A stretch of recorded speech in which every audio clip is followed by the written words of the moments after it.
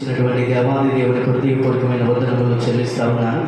ఇప్పుడు వచ్చిన నా ప్రియ ఆత్మీయ సంఘమంతటికి కూడా నా హృదయపూర్వకమైన వందనాలు చెల్లిస్తూ ఉన్నాను. ఈ రాత్రి శిరోధ్యానకుడికి ఏర్పాటు చేసినటువంటి ప్రియ కుటుంబం అంతటికి కూడా నా హృదయపూర్వకమైన వందనాలు చెల్లిస్తూ ఉన్నాను. నేటి నా పాఠ్య భాగాల ద్వారా ఏర్పాటు చేయబడినటువంటి అంశాన్ని మనం ఆలోచన చేస్తే, ఈ అతిశయమమ్మ వ్యర్థ అతిశయం, pride, over confident, VN glory, ఇలా ఎన్నైనా మాటలు చెప్పుకోవచ్చు. అతిశయించడం అంట, వ్యర్థముగా అతిశయించడం. అమ్మ నా మాటల వైపు మనం వినేదే 45 నిమిషాలు, అటు ఇటు తిప్పొద్దు. మీరు నన్ను ఏమనుకున్నా పర్లా, జీవము గల మాటలు వినడంలో అలక్ష్యం చేయదు. ఈ మాటలు చెప్పడానికి ఎంతో ప్రార్థన చేసి ప్రయాసపడి సిద్ధపడి వస్తాం. రెండు, మేము ఉదయకాలం నుంచి తిరుగుతూనే ఉంటున్నాం. ఈ లెంత్ స్టార్ట్ అయిన కానీ ఒక్క దినం కూడా ఇంటి దగ్గర ఉండడానికి అవకాశం లేదు. ఇంత ప్రయాసపడుతున్నటువంటి దేవుని వాక్యాన్ని ఎందుకు నిర్లక్ష్యంగా వింటారు? మనం భోజనం చేసినప్పుడు ఎంత శ్రద్ధగా కూర్చొని తింటాం.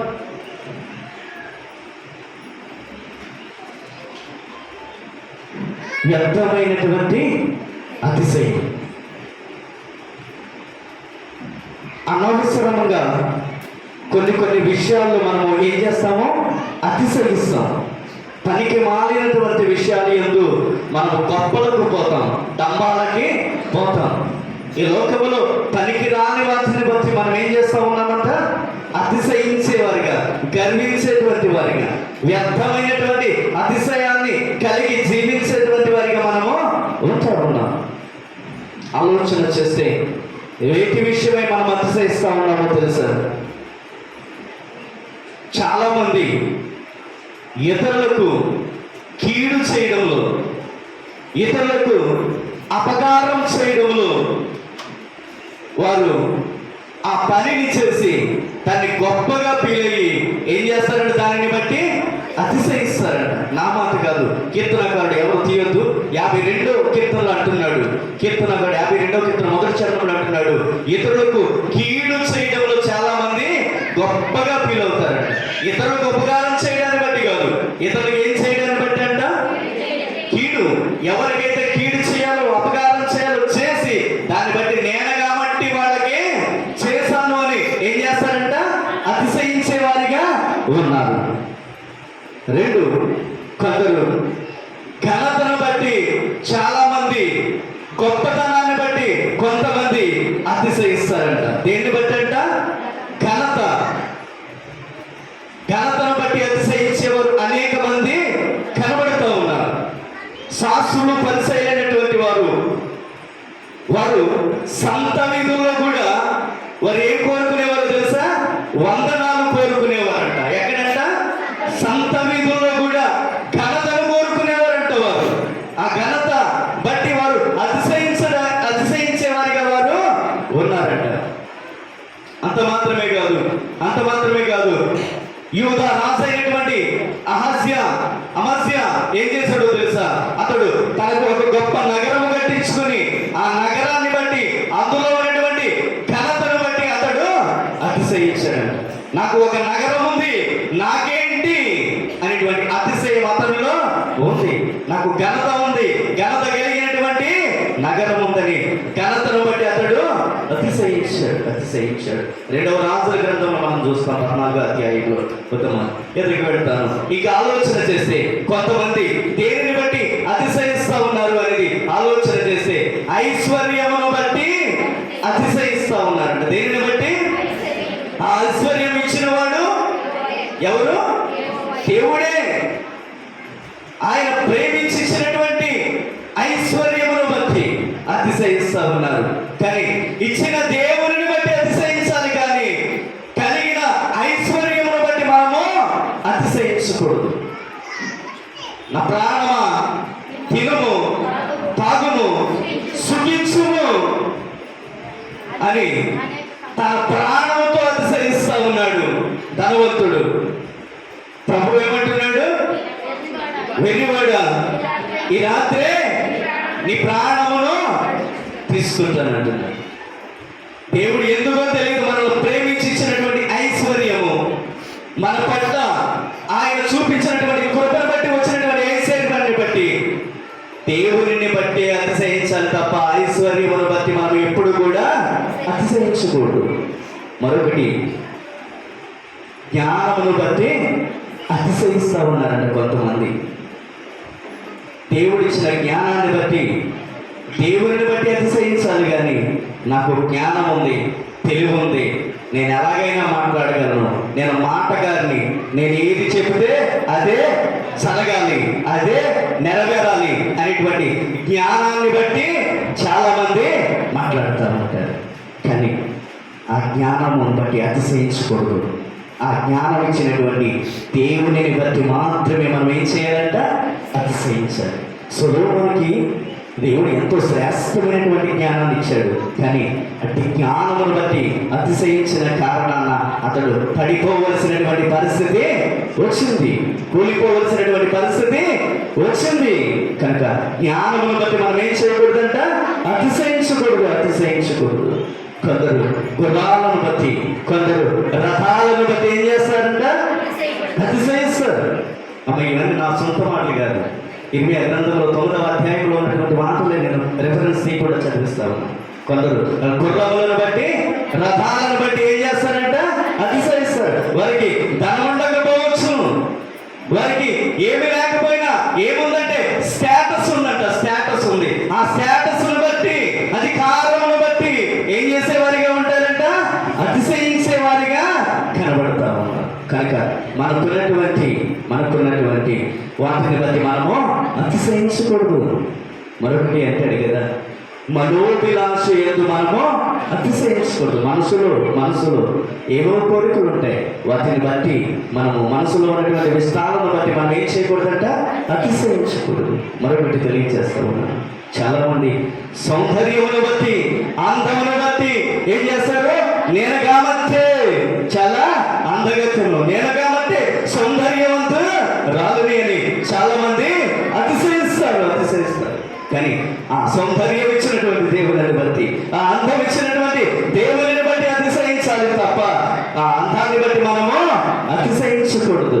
కీడు చేయడం అతిశయించకూడదు. మనకున్నటువంటి ఘనతను బట్టి మనం అతిశయించకూడదు. మనకున్నటువంటి జ్ఞానాన్ని బట్టి అతిశయించకూడదు. మనకున్నటువంటి ఐశ్వర్యమును బట్టి అతిశయించకూడదు.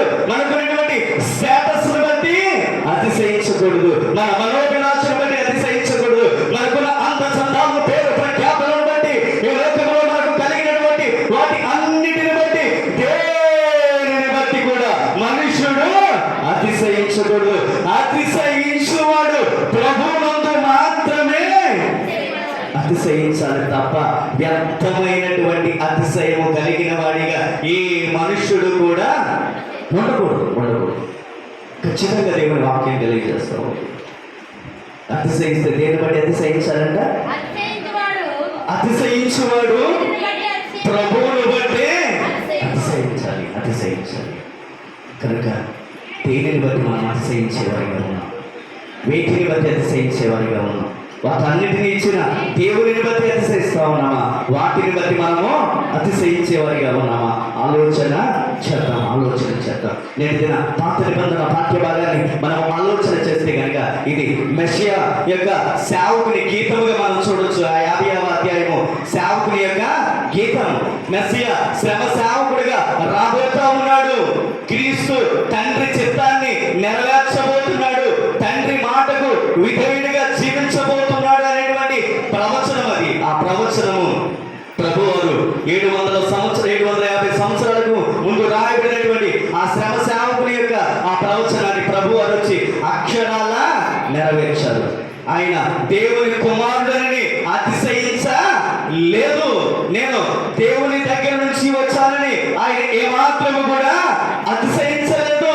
ఆయన అంటూ ఉంటాడు కదా, నేను నరుడను కాదు, నేను పురుగును అంటున్నాడు ప్రభు. నా తండ్రి గొప్పవాడు, నేను దేవుని కుమారుడని ఆయన అతిశయించట్లా. దేని బట్టి ఏమంటున్నాడు ఆయన? నేను నరుడు దీనత్వమమ్మా? దేవుని కుమారుడే అంత దీనత్వము కలిగి ఉంటే, ఆయనే ఒక మాదిరిని చూపిస్తా ఉంటే, మరి మనలో ఆయన మాదిరి కలిగి జీవించాల్సినటువంటి అవసరత ఎందుకు లేకపోవాలి? ఆయన అంటాడు కదా, నరుల చేత నిందించబడినటువంటి వాడను, ప్రజల చేత తృణీకరించబడినటువంటి వాడు అంత దీనత్వంగా తను మాట్లాడుతూ ఉన్నాడు. 22వ సంకీర్తనలో ఆయన పురుగు వంటి వాడిగా తను తాను తగ్గించుకుంటున్నాడు. ఆయన అనేక మంది యూదా ఇశ్రాయేలు జనాంగం అంతా ఏం చేశారంటే, ఆయన్ని మాకు బరబ్బాయే, బందిపోటు దొంగ అయినటువంటి బరబ్బాయే కావాలి, బరబ్బాను విడుదల చేయమన్నారు. యేసుని ఏం చేయమన్నారు? కొరడాలతో కొట్టించి సిలువకు అప్పగించమన్నారు. అయినప్పటికీ కూడా ఆయన సిలువ మరణాన్ని ఇష్టపడినటువంటి వాడిగా ఆయన ఉన్నట్లు మనము చూస్తూ ఉన్నాం. ఆయన ముఖము మీద ఉమ్మి వేశాడంట. ఆయన అంగీని లాగివేసి ఆయన వస్త్రాలు ఆయనకి తొలగించి సిలువ వేయడకు ఆయనను తీసుకుని వెళ్ళిపోయారట. సిలువ వేయడానికి ఆయన్ని తీసుకుని వెళ్ళిపోయారట. అరచేతులతో ఆయనను కొట్టారట. నీ ముఖం మీద కొట్టిన వాడెవడు? ప్రవచించమని హేళన చేశారంట. తల మీద మొండ కిరీటము పెట్టారంట. ఇలాగ మన కొరకు వాటన్నిటినీ కూడా భరించినటువంటి, మన కొరకు ప్రాణం పెట్టినటువంటి, అపవిత్రుడమైనటువంటి మనలో పవిత్రుడు చేసినటువంటి పరిశుద్ధుడైనటువంటి దేవుడిని బట్టి మనం ఏం చేయాలంట? అతిశయించాలంట. అలాంటి క్రీస్తుని బట్టి మాత్రమే మనం అతిశయించాలి తప్ప, క్రీస్తు సిలువ యందు తప్ప మరి దేని యందు కూడా మనం ఏం చేయకూడదంట? అతిశయించకూడదంట. ఆ సిలువను బట్టి మాత్రమే అతిశయించాలని పౌలు గలతీ సంఘానికి 6వ అధ్యాయంలో తెలియజేస్తా ఉన్నాడు. దేనిని బట్టి అంట? క్రీస్తు యొక్క సిలువ యందు మాత్రమే మనం ఏం చేయాలంట? అతిశయించాలంట. నా ప్రియ తల్లులారా, తండ్రులారా, నా ప్రియ సోదరుడా, సోదరి, నీకేమి ఉందని దాన్ని బట్టి నీవు అతిశయిస్తా ఉన్నావు. ఈ రాత్రి నీ కొరకు, నా కొరకు, మనందరి కొరకు సిలువ వేయబడిన క్రీస్తుని బట్టి అతిశయిస్తా ఉన్నావా? ఈ లోకంలో దేవుడు నిన్ను నన్ను ప్రేమించినటువంటి వాటిని బట్టి అవి చూసుకుని మనము అతిశయిస్తా ఉన్నామా? అవి చూసుకుని మనము అతిశయిస్తా ఉన్నామా? వీటిని చూసుకుని మనము అతిశయించేవారిగా, గర్వించేవారిగా, వ్యర్థమైనటువంటి అతిశయాలు కలిగినటువంటి వారిగా మనము ఉన్నాము. ఒక్కసారి మళ్ళీ మనము ప్రశ్నించుకుంటాం. సువార్త పాఠ్య భాగంలో చూస్తే కనుక, సువార్త పాఠ్య భాగంలో యేసుక్రీస్తు ప్రభువారట శోధనలోను, శ్రమలోను ఆయన ఉన్నప్పుడు, శోధనలో, శ్రమలో ఉన్నప్పుడు సిలువ నీతి మీద ఆధారపడి అతిశయించాల్సినటువంటి పేతురు, సిలువ మీద ఆధారపడి అతిశయించాల్సినటువంటి పేతురు దేన్ని బట్టి అతిశయించాడు తెలుసా? తన స్వనీతిని బట్టి, తన ధైర్యం మీద ఆధారపడి అతడు అతిశయించాడట. ఆ సిలువ నీతిని బట్టి కాకుండా స్వనీతిని బట్టి అతడు అతిశయించాడు. ప్రభువారు ఒకానొక దినాన కైసరయ ప్రాంతానికి వెళ్ళారు. ఏ ప్రాంతం అది? కైసరయ ప్రాంతం. ఆ ప్రాంతంలో రోమా చక్రవర్తి అయినటువంటి కైసరు ఏలుబడి చేస్తూ ఉన్నాడు. అక్కడ ప్రభువుగా, చక్రవర్తిగా ఉన్నాడు. అక్కడ ఆ కైసరు ప్రాంతంలో ఆ కైసరును తప్ప మరొకరిని ప్రభువని, దేవుడని ఒప్పుకోకూడదు. అలా ఒప్పుకుంటే ఏం చేసేవారో తెలుసా? మరణ శిక్ష విధించేవారు. కారణం ఏంటంటే, ఆ రోమా చక్రవర్తి నేనే ప్రభుని, నేను తప్ప వేరొక ప్రభువు ఉండకూడదని అక్కడ ఉన్నటువంటి ఒక దేవతా మందిరాన్ని కూడా అతడు ముగించేసి, ఆ దేవత కూడా మీరు మొక్కొద్దు, నేనే మీ అందరికీ ప్రభునని దేవత యొక్క మందిరాన్ని కూడా ఏం చేశాడు? అతడు ముగించి వేశాడు. కారణం ఏంటంటే, నన్ను తప్ప మరొకరి ప్రభువుగా మీరు కొలవకూడదు అని అడిగి, అలాంటి కఠినమైనటువంటి పరిస్థితులు ఉన్నాయి. అలాంటి పరిస్థితులు కలిగినప్పుడు యేసుక్రీస్తు ప్రభువారు ఎక్కడికి వెళ్ళారంటే, ఆ కైసరయ ప్రాంతంలోనికి వెళ్ళి అక్కడ ఉన్నటువంటి పరిస్థితులు ఆయనకి తెలిసినప్పటికీ కూడా ప్రజలు నన్ను గురించి ఏమని అనుకుంటున్నారు అని అక్కడ ఉన్నటువంటి శిష్యులను ప్రభువారు అడిగారు.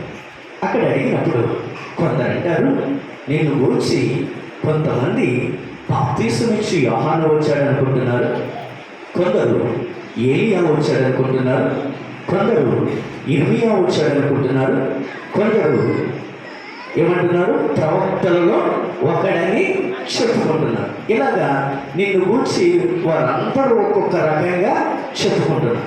సరే, ప్రజల మాట పక్కన పెట్టు, పేతురు నీవైతే నన్ను గూర్చి ఏమనుకుంటున్నావు అని అడిగారు. ఎవరు? యేసుక్రీస్తు ప్రభువారు.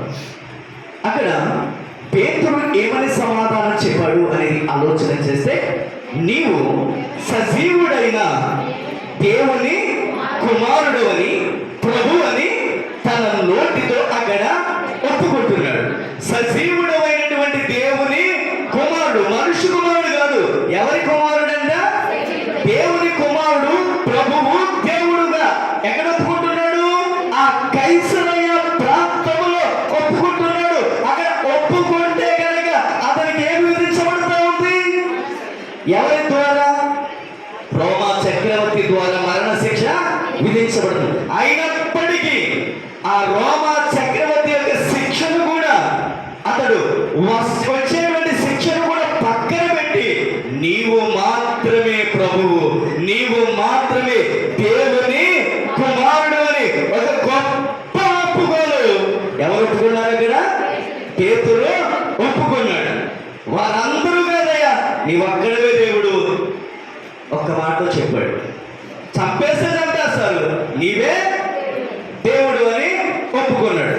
అలా ఒప్పుకున్నటువంటి పేతురు అటు తర్వాత యేసుక్రీస్తు ప్రభువారు ఒకానొక దినాన తన శిలువ మరణాన్ని గురించి, పునరుత్థానాన్ని గురించి ఆయన బోధిస్తూ ఉన్నారు. దేని గురించి? రాబో కాలంలో ఆయన ఎట్లాంటి శిలువ మరణము పొందాలో, ఆ శిలువ మరణము తర్వాత ఎలాగూ పునరుత్థానమై తిరిగి లేపబడతాడు అనేటువంటి సత్యాన్ని తన శిష్యులను ప్రేమించి ప్రభువారు తెలియజేస్తా ఉన్నారు. అలాగూ తెలియజేస్తా ఉంటే అక్కడ పేతురు అభ్యంతరం తెలిపాడు. ఏమంటున్నాడంటే, ఆయన శిలువ మరణానికి నీకు అలాంటి మరణము దూరమగునుగాక. ఏ మరణము? శిలువ మరణము నీకు అభ్యంతరం చెప్తున్నాడు. ఇందాక అక్కడేమో గొప్ప ఒప్పుకున్నాడు, ఇప్పుడు ఏమంటున్నాడు? నీకు ఎలాంటి శిలువ మరణము నీకు రాకూడదు, పొందకూడదు, అది నీకు దూరం అవ్వాలని ఏమంటున్నాడు? అభ్యంతరాన్ని తెలుపుతున్నాడు. అభ్యంతరాన్ని తెలుపుతా ఉన్నాడు. కారణం ఏంటో తెలుసా? అతనిలో సాతాను ఉండడం వల్ల అంటున్నాడు కదా, సాతాన వెనుకకు పొమ్మని ప్రభువారు అంటా ఉన్నాడు. అక్కడ గొప్ప అభ్యంతరాన్ని తెలియజేస్తా ఉన్నాడు. యేసయ్య లోకానికి వచ్చింది ఎందుకు వచ్చాడు? మానవాళి అందరి పాప విమోచనార్థమై ఆయన కల్వరి శిలువలో మరణించడానికి, శిలువ మరణము పొందడానికి వచ్చాడు. కానీ పేతురు ఆ శిలువ మరణము నీవు పొందకుండా ఉండాలి, అది నీకు రాకూడదు అని ఆ శిలువ మరణము యొక్క విషయాన్ని గుర్తించకుండా అక్కడ అభ్యంతరాన్ని తెలుపుతున్నాడు. ఒక గొప్ప ఒప్పుకున్నవాడు ఇప్పుడు ఏం చేస్తున్నాడు? ఒక గొప్ప అభ్యంతరాన్ని తెలియజేస్తా ఉన్నాడు. మూడవది మరొక విషయాన్ని మీకు జ్ఞాపకం చేస్తా ఉన్నాను. అలాంటి పేతురు ఒకనొక స్థితిలో ఏమంటున్నాడు తెలుసా? 26వ అధ్యాయము మత్తయి సువార్త, ఒక రిఫరెన్స్ తీసుకుని పెడతాం. మత్తయి సువార్త 26వ అధ్యాయము 35వ వచనాన్ని మనం చూస్తే కనుక, పేతురు ఆయనను చూసి నేను నీతో కూడా చావవలసి వచ్చినను నిన్ను ఎరుగనని చెప్పన నేను. చాలు తల్లి అక్కడ అంటున్నాడు కదా పేతురు, ఒక మాట అంటున్నాడు, అవసరమైతే నీతో నేను చావనైనా చస్తాను తప్ప నిన్ను ఎరగనని మాత్రము నేను చెప్పనంటున్నాడు. అవసరమైతే నీ కొరకు నేను ప్రాణమిస్తానంటున్నాడు. హంసవర్తులు ఏమంటున్నాడు? నీ కొరకు నా ప్రాణమిస్తాను, నీ కొరకు నా ప్రాణం పెడతాను,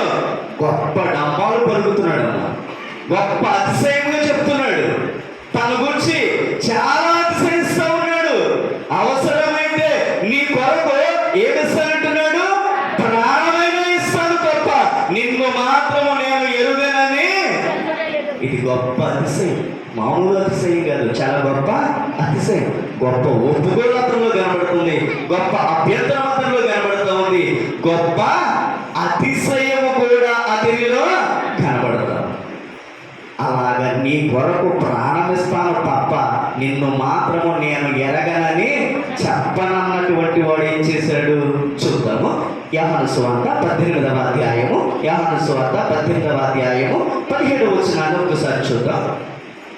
ద్వారమునొద్ద కావలి ఉన్న ఒక చిన్నది, ద్వారమునొద్ద కావలి ఉన్నటువంటి ఒక చిన్నది పేతురుతో నీవును ఈ మనుషుని శిష్యులలో ఒకడు కావా అని చెప్పగా అతడు ఏమంటున్నాడు? ఇందాకేమన్నాడు? అవసరమైతే ఏం పెడతానన్నాడు? ప్రాణం పెడతాను తప్ప నిన్ను ఎరగనని మాత్రము నేను. ఇక్కడ ఏమంటున్నాడు? ఒక చిన్న పిల్ల అడుగుతుంది. పెద్దోళ్ళు కాదు, చాలా లావుగా ఉన్నవాళ్ళు కాదు, అతన్ని కొట్టేసి చంపేసేటువంటి వారు కాదు. ఒక చిన్న పిల్ల అడుగుతుంటే ఏమంటున్నాడు పేతురు? నీవు కూడా మనుషుల్లో ఉన్నావండి. నేను కాను, నేను యేసుతో లేను, ఆయన ఎవరో నాకు తెలీదు. 2 చిన్న పిల్లకి భయపడి అబద్ధం చెప్పాడు. ఆలోచన చేస్తే అదే 18:25 చూద్దాం. సీమోను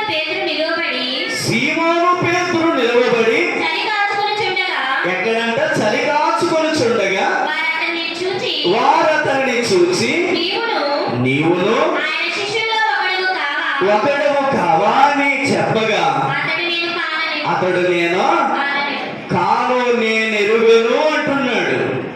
అక్కడ చలి కాచుకున్నటువంటి గుంపులు ఉన్న వారందరూ కూడా అడుగుతున్నారు, నీవు కూడా ఆయన శిష్యుల్లో ఒకడవే కదా అని అడిగితే అక్కడ అంటున్నాడు కదా, నేను కాను, నేను ఎరుగను అంటున్నాడు. మరొకసారి చూస్తే అదే 18వ అధ్యాయంలోని 27వ వచనాన్ని మనం చూస్తే కనుక పేతురు నేను ఎరుగనని మరి ఒకసారి చెప్పాను. ఇక్కడ చూస్తే 26వ వచనం నుంచి చూస్తే కనుక పేతురు ఎవరి చెవి తెగ నరికెను, వారి బంధువులు ప్రధాన యాజకుని దాసులలో ఒకడు నీవు తోటలో అతనితో కూడా ఉండగా నేను చూడలేదా అని చెప్పినందుకు పేతురు అంటున్నాడు నేను ఎరుగను అంటున్నాడు.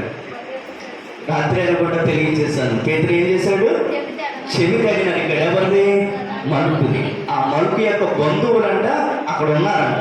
ఆ బంధువులు ఉన్నప్పుడు వారు అంటున్నారంట, నీవు కూడా ఆ తోటలో అతనితో పాటు నువ్వు ఉన్నావు కదా, ఇంకా వివరంగా వెళ్తే కత్తి పట్టుకుని నరికావు కదా అంటే అక్కడ నేనెవరో ఆయన ఎవరో నేను ఎరుగను. ఆ చిన్న పిల్లడిగితే ఏమంటున్నాడు? నేను కానన్నాడు. ఇక్కడ చలి కాచుకుని గుంపులో ఉన్నటువంటి వారు అడిగితే ఏమంటున్నాడు? నేను కాను అంటున్నాడు. ఇక్కడ ఆ చెవి త్యాగడానికి మనుపు యొక్క బంధువులు అడుగుతూ ఉంటే నేను కాను, నేను ఎరుగను అంటున్నాడు. నేను ఎరుగను అంటున్నాడు. ఏమన్నాడు అంతకు ముందు? అవసరమైతే ఏమిస్తానన్నాడు? ప్రాణం పెడతాను తప్ప నీవెవరో నేను ఎరుగనని. మరి అంత గొప్ప డంబాలు పలికి అంత అతిశయంగా మాట్లాడినోడు ఎదురుగుండా ఉంటే నీ కొరకు ఇది చేసేస్తాను, నీ కొరకు అది చేసేస్తాను అంటారు చాలా మంది. అసలు నీకు చెయ్యాలి, చెయ్యకపోతే ఎలాగంటారు. సమయం వచ్చినప్పుడు ఏం చేస్తారు దాన్ని? ఎన్ని వంకలు చెప్తారు. ఇప్పుడు పేతురు పరిస్థితి కూడా అంతే.